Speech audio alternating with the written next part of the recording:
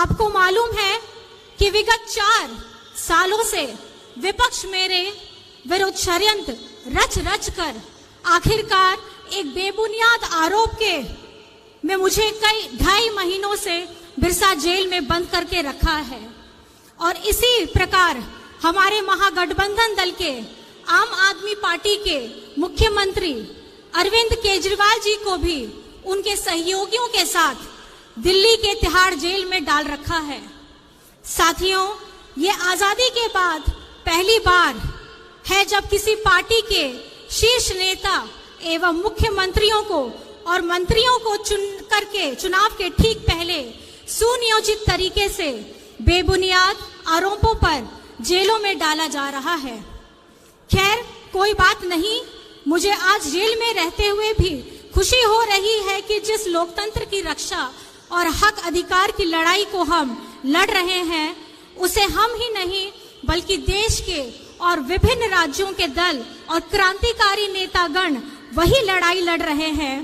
आज उलगुलान महारैली में आए क्रांतिकारी नेताओं की मौजूदगी इसका गवाह है कि आज इस उलगुलान महारैली के मंच पर आदरणीय मल्लिकार्जुन खड़गे जी जो अभी नहीं है, राहुल गांधी जी, अखिलेश यादव जी, फारूक अब्दुल्ला जी, चंपई सोरेन जी, भगवत मान जी, तेजस्वी यादव जी, श्रीमती सुनीता केजरीवाल जी, दीपांकर भट्टाचार्य जी, संजय सिंह जी, श्रीमती प्रियंका चतुर्वेदी जी और विवेक गुप्ता जी का मैं पुनः अभिवादन करता हूं। साथियों, आज का ये झारखंड उलगुलान महारैली से झारखंडी भाइयों के नाम से कई बातों का पता चल रहा होगा। जी हाँ साथियों, उलगुलान का मतलब ही है अब और नहीं चलेगी ठगों की सरकार, लोकतंत्र लूटने नहीं देंगे, संविधान खत्म नहीं होने देंगे, देश टूटने नहीं देंगे। मेरे साथ आप लोग जोर से बोलिए, इनकलाब जिंदाबाद, इनकलाब जिंदाबाद। साथियों, 2024 का लोकसभा चुनाव चल रहा है। एक तरफ हम सब इंडिया महागठबंधन के लोग हैं और दूसरी तरफ पूंजीपतियों की जमात और षड्यंत्रकारी केंद्र सरकार एनडीए के लोग। साथियों, आज देश एक विषम परिस्थिति से गुजर रहा है।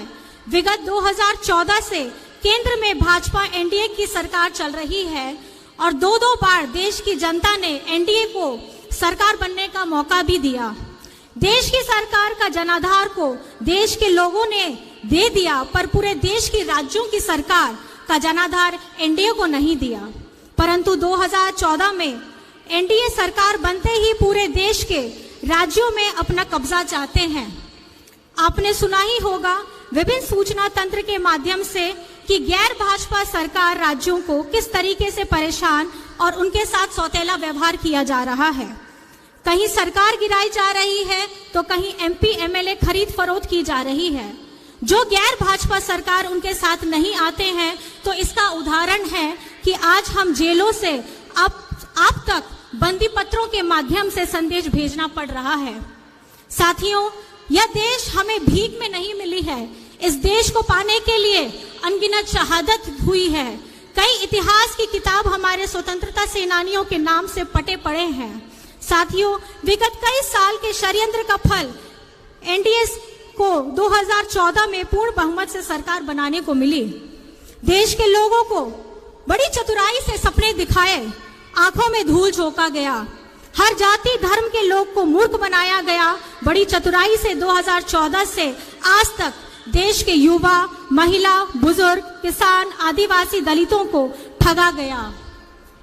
ऐसे जैसे एक स्टेज में दिखाने वाला जादूगर किस तरह पूरे देश को अलग अलग माध्यम से, अलग अलग सूचना तंत्रों के माध्यम से देशवासियों को निरंतर ठगने का प्रयास चल रहा है।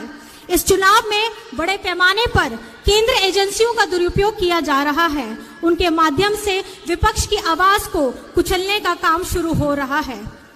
आज केंद्र सरकार ऐसे ऐसे कानून का निर्माण कर रही है जिससे देशवासियों को तो नुकसान होना ही है, चाहे वो किसी भी वर्ग, जाति, धर्म का ही क्यों ना हो। साथ ही साथ इस देश के लोकतंत्र को भी खतरा होगा और संविधान को भी खतरा होगा। साथियों, झारखंड देश का सबसे गरीब राज्य है। यहाँ के लोग गरीब हैं, पर झारखंड गरीब नहीं है। हमारे प्राकृतिक संसाधनों से पूरा देश चलता है। इसके बदले में हमें क्या मिलता है? पलायन, विस्थापन, भुखमरी, बीमारी। हम अपना हक मांगते हैं तो हमें जेल में डाल दिया जाता है। साथियों, बहुत सारी बातें हैं कहने को वर्तमान केंद्र सरकार के करतूतों के बारे में। अगर बातें शुरू की जाए तो रात और दिन कम पड़ जाएगा। आज आपके सामने देश के कई अनुभवी नेतागण मौजूद हैं, क्रांतिकारी युवा साथीगण हैं, जो आप सभी को कई सारी बातें बताएंगे कि किस तरीके से पूरे देश को केंद्र सरकार ने ठगा है और लूटा है। साथियों, हम जानते हैं झारखंड आदिवासी बहुल राज्य है। आप सभी को याद होगा, नहीं तो मैं याद दिलाता हूं कि राज्य अलग होने के बाद राज्य में विधानसभा सीटों की संख्या बढ़ाने के लिए राज्य में परिसीमन का प्रस्ताव बढ़ गया था, जिसे बड़ी संख्या में आदिवासियों आरक्षित सीटों की संख्या घटाने की बात कही जा रही थी। तो उस समय हमारे दिशुम गुरु शिबू सोरेन जी के नेतृत्व में पूरे राज्य में सदन से लेकर के सड़क तक विरोध किया गया और इस विरोध के फलस्वरूप आज हमारे राज्य में परिसीमन लागू नहीं हो पाई। जब ये चर्चा चली उस समय भी केंद्र में भाजपा की ही सरकार थी। 2025-26 तक के लिए इसको टाल दिया गया।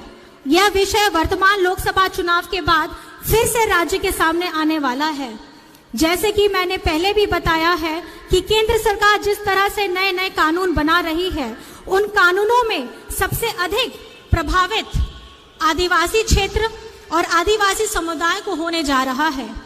झारखंडी सदियों से जल जंगल जमीन के लिए लड़ाई लड़ता रहा है।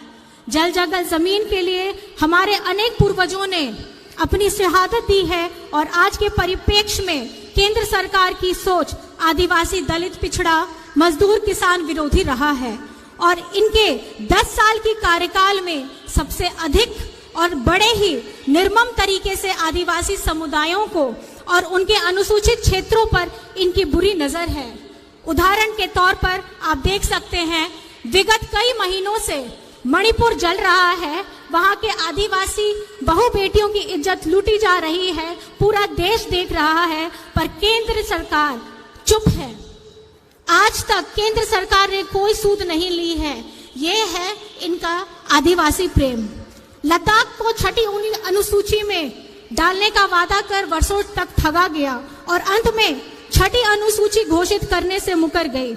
आज वहां के भयानक ठंड में भी लोग 0 की डिग्री में भी अपना विरोध प्रदर्शन कर रहे हैं। ये है इनका आदिवासी प्रेम। साथियों, देश में सभी शेड्यूल्ड एरिया पर इनकी गिद्ध नजर है। झारखंड में कई महत्वपूर्ण और संवेदनशील कानून लागू हैं, जैसे CNT act, SPT act, Wilkinson act इत्यादि। अगर NDA सरकार 2024 की चुनाव जीतती है तो राज्य और देश के आदिवासियों के ऊपर बहुत बड़ा खतरा बन जाएगा। इसलिए किसी भी कीमत पर झारखंड को बचाना है। साथियों, झारखंड में कुछ संवेदनशील मुद्दे हैं, जैसे सरना धर्म कोड राज्य में लागू किया जाना, खतियान आधारित स्थानीय और नियोजन नीति बनाना, पिछड़ों को 27% आरक्षण के लिए मार्ग प्रशस्त करना, स्थानीय भाषा और संस्कृति को पहचान दिलाने का कार्य करना इत्यादि। मैं इन विषयों पर विस्तृत में नहीं जा रहा हूं, पर यह कहना चाहूंगा कि ये सभी चीजें तभी लागू होंगी जब केंद्र की पूंजीपति और तानाशाह सरकार को केंद्र से बेदखल किया जाए।